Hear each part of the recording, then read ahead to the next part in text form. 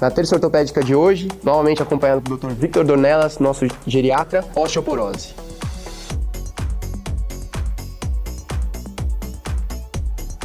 Semana passada a gente estava conversando sobre osteoporose, demos um panorama geral da doença.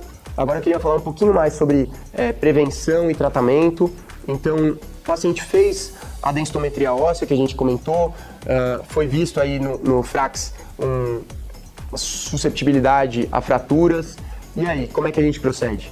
Bom, então essa primeira parte vale tanto para paciente que não tem nenhuma alteração, quanto para pacientes que têm, seja osteoporose já estabelecida ou osteopenia. E lembrando que o paciente que na densitometria apareceu osteopenia, mas já teve uma fratura característica, por fragilidade, que seria de corpo vertebral, região distal do rádio, proximal do húmero, proximal do fêmur, esse paciente já ganha o nome de osteoporose, né? Perfeito.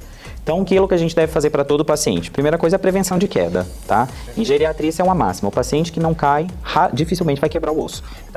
Na fragilidade, é isso que, nossa, do ponto de vista ortopédico, a gente fica super atento, né? A gente vê o clássico é aquela senhorinha já sarcopênica, ou seja, com pouco músculo, né? Tempo de cama no velhinho quer dizer que vai perder massa muscular, e daí a chance de cair é muito grande. Uma vez que cai, putz... E aí a gente tem algumas formas de prevenir isso, como a gente chama de fatores ambientais. Então, tirar tapete, calçado que não está adequado, baixa iluminação. Qual é o calçado? Calçado largo, chinelo de dedo, chinelo com meia. Então, tudo isso é muito. Um sapato fechado, que tenha conforto, que esteja adequado ao tamanho do pé do paciente. Isso dá uma estabilidade. Essa dica do calçado já ajuda bastante, dos tapetes, que mais? Tapetes, iluminação. Tá? Baixa iluminação. Que vem junto com a acuidade visual. A acuidade visual. Então, aquele paciente que levanta para ir ao banheiro à noite, esse é o principal motivo de queda, né? E não tem uma luz de baixa iluminação, uma luz de emergência, ele não enxerga, acaba caindo, tá? Então, o caminho da cama para o banheiro tem que ser muito bem conhecido, sem mudar móvel ali, de repente, de um dia para o outro, sem ter tapete no caminho e, idealmente, barras de segurança no banheiro. Perfeito. E o calçado seguro, né? A outra questão super importante é nível de vitamina D e ingestão de cálcio. Vitamina D, a gente precisa ter níveis adequados. Não é todo mundo que vai precisar repor e a grande maioria não vai precisar de grandes doses, tá? Então a gente precisa ali de um nível que a gente chama entre 30 e 50. Menos que isso e também mais do que isso vão causar problemas da mesma forma. Então não existe problema para quem toma muita vitamina D. Da mesma forma para quem tem níveis deficientes, tá? Então, cidades que têm baixa incidência de sol, a vitamina D é sintetizada a partir da nossa pele. Então, isso é quanto? É 15 minutos de sol de manhã. É aquele sol que a gente fala que a pele começou a ficar quentinha, é suficiente para sintetizar a vitamina D. Cálcio. A grande maioria das pessoas consegue fazer uma ingestão adequada pela dieta. E aí cabe ao médico no consultório fazer esse cálculo do índice de cálcio. Isso é uma prática da geriatria muito frequente. Então, a gente fala ali entre 1.000 e 1.200. Então, a gente faz um recordatório alimentar do paciente com aquilo que ele come e a gente calcula a quantidade de cálcio. Coisas que tem muito cálcio: leite, laticínios e derivados, carne vermelha, vegetais verdes, brócolis, couve, então, feijão, sardinha enlatada, são coisas que tem muito cálcio. O cálcio e a vitamina D que a gente consegue pela alimentação, pelo sol, são melhores ou piores do que aquele que a gente consegue pela suplementação? Melhores. Sempre que não é medicação, é muito mais fisiológico para o organismo. E até porque toda medicação tem efeitos colaterais. E a outra máxima, que é uma máxima do envelhecimento saudável, que muda o panorama de qualquer paciente idoso, e isso tem que ser começado na juventude, é o exercício físico resistido. Maravilha. Seja no paciente que já tem osteoporose estabelecida, seja no paciente com osteopenia, seja no paciente com osso normal. Então, musculação, exercício contra a gravidade. Isso vai tanto melhorar a qualidade do osso, mas principalmente vai melhorar a musculatura que envolve aquele osso, a musculatura paravertebral, a musculatura de quadril. Então, numa eventual queda, isso por si só diminui o risco de queda, mas numa eventual queda, eu tenho uma camada muito mais robusta para proteger aquele osso. Vai evitar a progressão com artrose e outras patologias também relacionadas. Exatamente. Recentemente tive a oportunidade de fazer uma entrevista que a gente abordou também essa parte, falou sobre atividade física no paciente com osteoporose, né? Às vezes as pessoas falam, tem osteoporose, não pode fazer atividade física. Pelo contrário. O tratamento passa por aí, então a gente evita alguns exercícios com impacto, exercícios que tendem a ter uma maior chance de queda, de acidente, esse tipo de coisa. Mas o fortalecimento muscular, a preservação da massa muscular, passa pelo tratamento da osteoporose. Então, eu diria que essa tétrade, né? Exercício físico, prevenção de quedas, vitamina D e cálcio. Isso para todo mundo. Então, nos pacientes com fratura osteoporótica estabelecida, nos pacientes com osteopenia de alto grau, um FRAX de alto risco, a gente vai precisar de um tratamento medicamentoso. E ainda assim, se eu fraturei na vigência do denosumab, que é esse de uso semestral, aí eu vou usar um formador ósseo. Não mais um que vai atuar na reabsorção, mas na formação óssea. Que é aquele balanço do osteoblasto, do Isso, osteoclasto que a gente osteoclasto. comentou, né? Então, muitas dessas medicações atuam tentando segurar o osteoclasto.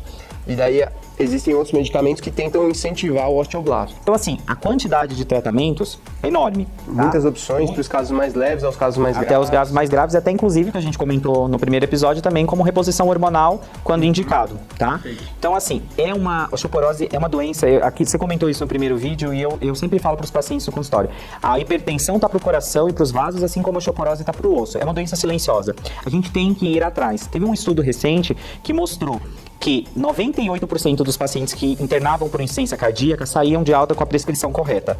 Já 25% e só 25% dos pacientes que internavam com fratura de quadril, eles internavam, eles faziam um procedimento ortopédico e eles saíam sem nenhuma medicação para o tratamento da osteoporose. Ou seja, eu só tampei um buraco, eu não atuei na causa que levou até aquilo. Perfeito. A gente não pode se fixar só a fratura, né? Isso é um recado principalmente para os ortopedistas e com certeza a gente precisa de um trabalho multiprofissional. Então, muitas vezes vai além de uma especialidade médica.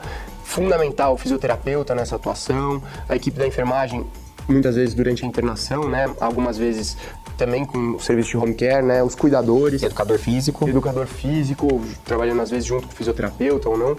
Então, é uma doença que exige muito. Se a gente fica só na fratura e pega e opera a fratura e acabou, certamente o problema vai persistir, porque a fratura é uma manifestação dessa doença, né? Não é a doença por si. É uma doença do envelhecimento, muito ligada ao envelhecimento. Felizmente, estamos vivendo cada vez mais. Então, a gente precisa cada vez mais também planejar esse envelhecimento. E atuar sobre a prevenção da osteoporose é fundamental para qualquer pessoa que quer ter um envelhecimento bem sucedido. Com certeza vocês conhecem a história de algum idoso ou idosa que tinha uma função ótima, interagia com todo mundo, tinha seu grau de autonomia e muitas vezes essa história para com uma queda, né? Então começa tudo com uma queda que às vezes nos primeiros dias nem tá tão debilitado, mas é o trigger point aí para começar essa triste jornada de perda de função, enfim.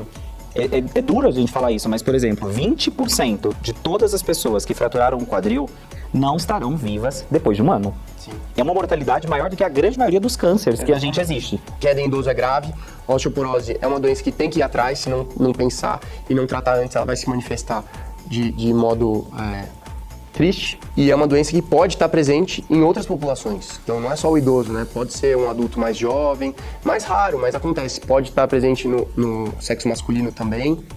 Então é isso aí, Vitor. Tá bom? Acho que passamos a mensagem. Espero que todo mundo agora veja isso de uma forma diferente. É algo que está aí no nosso cotidiano. A gente só não vai fazer diagnóstico se a gente não pensar. Isso. Incentivar os vovôs e as vovós, os papais e as mamães aí a envelhecerem com saúde, né? Geriatra não é o médico do velho, então assim, a partir dos 50 anos, né, já tem indicação.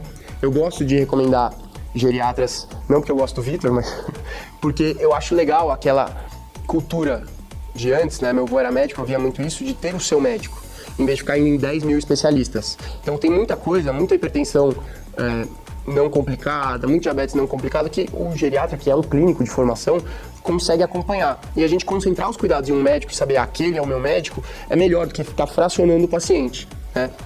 Então, envelhecer com saúde é fundamental e para isso tratar a osteoporose, prevenir quedas, prevenir fraturas, certamente faz a diferença. Obrigado pelo seu tempo, Dr. Vitor. E essa foi a Terça Ortopédica combinada aí, parte 1, parte 2. Espero que tenham gostado. Amanhã tem mais quarta quiz e nos vemos numa próxima Terça Ortopédica. Valeu!